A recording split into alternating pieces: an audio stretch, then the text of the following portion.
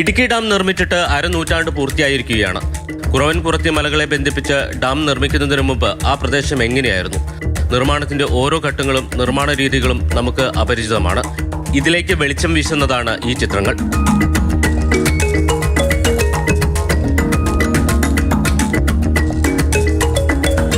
അരനൂറ്റാണ്ടു മുമ്പ് Moolamattom ചോഴിയാറ്റിൽ CP Sam പകർത്തിയ ചിത്രങ്ങളാണിത്.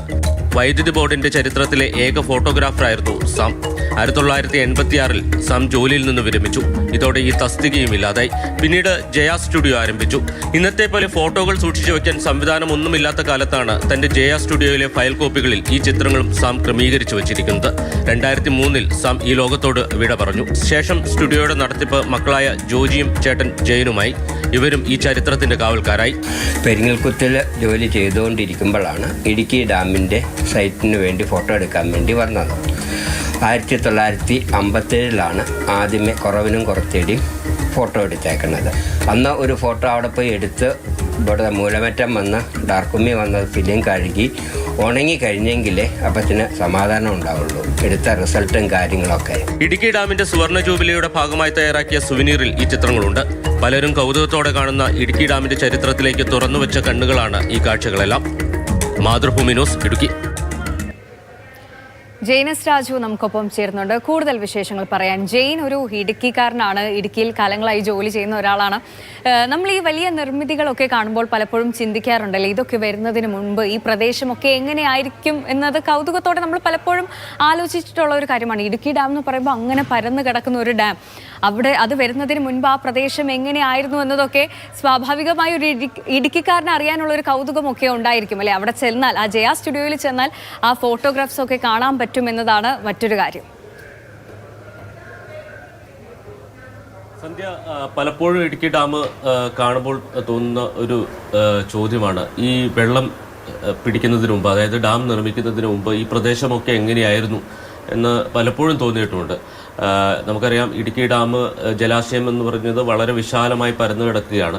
സ്വാഭാവികമായിട്ടും വെള്ളം നിറച്ചപ്പോൾ ഒരുപാട് സ്ഥലങ്ങൾ വെള്ളത്തിൻ്റെ അടിയിലായി പോയിട്ടുണ്ട്. പ്രത്യേകിച്ച് വൈരമണി എന്ന് പറയുന്ന ഒരു ഗ്രാമം തന്നെ ഉണ്ടായിരുന്നു, അത് വെള്ളത്തിൻ്റെ അടിയിലേക്ക് പോയി.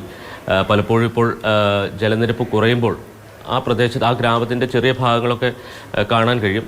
മാധ്യമപ്രവർത്തകർ എന്ന നിലയിൽ നമുക്ക് അത് വാർത്ത ചെയ്യുന്നതിന് വേണ്ടി അവിടെ ഒക്കെ പോകാൻ കഴിഞ്ഞിട്ടുണ്ട്. പക്ഷേ പല സ്ഥലങ്ങളും നമുക്ക് പൂർവ്വസ്ഥിതിയിൽ കാണാൻ കഴിയാത്ത രീതിയിൽ തന്നെയാണ്. കാരണം നമുക്ക് ഇപ്പോൾ പ്രധാനമായി പറയുകയാണെങ്കിൽ കുറവൻകുറത്തി മല, ആ രണ്ട് മലകൾക്കിടയിലാണ് ഇടുക്കി ഡാം നിർമ്മിച്ചിരിക്കുന്നത്.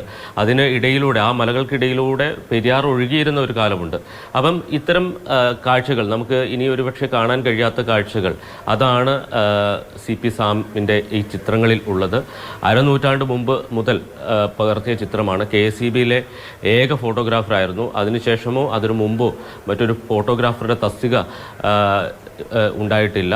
അതുകൊണ്ട് തന്നെ KSEBയുമായി ബന്ധപ്പെട്ട് കേരളത്തിലെ ഡാമുകളെല്ലാം ചിത്രീകരിക്കാൻ അദ്ദേഹത്തിന് കഴിഞ്ഞിട്ടുണ്ട്. 2003 അദ്ദേഹം മരിച്ചു. ശേഷം അദ്ദേഹത്തിൻ്റെ മക്കളാണിപ്പോൾ സ്റ്റുഡിയോയും ഈ ചിത്രങ്ങളൊക്കെ സൂക്ഷിച്ചു വയ്ക്കുന്നത്. പ്രധാനമായും ഇതൊരു ചരിത്രത്തിൻ്റെ ഭാഗമാണ് എന്നുള്ളതാണ്. രാജ്യത്തെ തന്നെ ഏറ്റവും വലിയ അണക്കെട്ട്, ആ അണക്കെട്ടിൻ്റെ നിർമ്മാണം എങ്ങനെയായിരുന്നു, പ്രത്യേകിച്ച് സാങ്കേതിക വിദ്യയൊന്നും ഇത്രത്തോളം മുന്നോട്ട് പോകാത്ത ഒരു കാലത്ത് എങ്ങനെയാണ് ഇത്രയും വലിയൊരു നിർമ്മിതി നടത്തിയത് എന്നതടക്കമുള്ള ചോദ്യങ്ങളുണ്ട്. ആ ചോദ്യങ്ങളിലേക്കുള്ള ഒരു സൂചനകൾ, അല്ലെങ്കിൽ അത്തരം കാഴ്ചകളാണ് ഈ ചിത്രങ്ങളിലുള്ളത്. ചരിത്രത്തിൻ്റെ ഭാഗമാണ്. ഒരുപക്ഷെ ഇനി ഒരിക്കലും നമുക്ക് കാണാൻ കഴിയാത്ത കാര്യങ്ങൾ ഈ ചിത്രത്തിലുണ്ട്. ഇത്രയും കാലം സൂക്ഷിച്ചു വെച്ചു എന്നുള്ളതാണ്. അരനൂറ്റാണ്ട് ഈ ചിത്രങ്ങൾ നഷ്ടപ്പെടാതെ സൂക്ഷിച്ചു വെച്ചു. പ്രത്യേകിച്ച് സാമിനൊരു ശീലമുണ്ടായിരുന്നു, അദ്ദേഹം എടുക്കുന്ന ചിത്രങ്ങൾ, ആ ചിത്രത്തിൻ്റെ പുറകിൽ ആ ചിത്രം എടുത്ത തീയതിയും വർഷവും രേഖപ്പെടുത്തുന്ന ഒരു സ്വഭാവം ഉണ്ടായിരുന്നു. അതുകൊണ്ട് മക്കൾക്ക് പെട്ടെന്ന് ഇതിൻ്റെ ഓരോന്നും ക്രമീകരിക്കാൻ കഴിഞ്ഞു എന്നുള്ളതാണ്. എന്തായാലും നമ്മുടെ പുതിയ തലമുറയ്ക്ക് പഴയ കാലം കാണാൻ കഴിയും അല്ലേ. ഈ ഇടുക്കി ഡാം വരുന്നതിന് മുൻപ് ആ പ്രദേശം എങ്ങനെയായിരുന്നു എന്നതൊക്കെ പുതുതലമുറയ്ക്ക് കാണണം എന്നുണ്ടെങ്കിൽ ആ സ്റ്റുഡിയോയിലേക്ക് പോയാൽ മതി. ശരിക്കും ചരിത്രം ഉറങ്ങുന്ന ഒരു സ്റ്റുഡിയോ എന്ന് വേണമെങ്കിൽ നമുക്ക് പറയാമല്ലേ. സാം സാറിന്റെ മകൻ ജോജിയാണ് ഇപ്പോൾ അവിടെ ആ ചിത്രങ്ങളൊക്കെ ഒരു നിധി പോലെ സൂക്ഷിക്കുന്നത്. ജെയിനാണ് കൂടുതൽ വിശേഷങ്ങൾ നമ്മളോട് പറഞ്ഞത്. ശരി.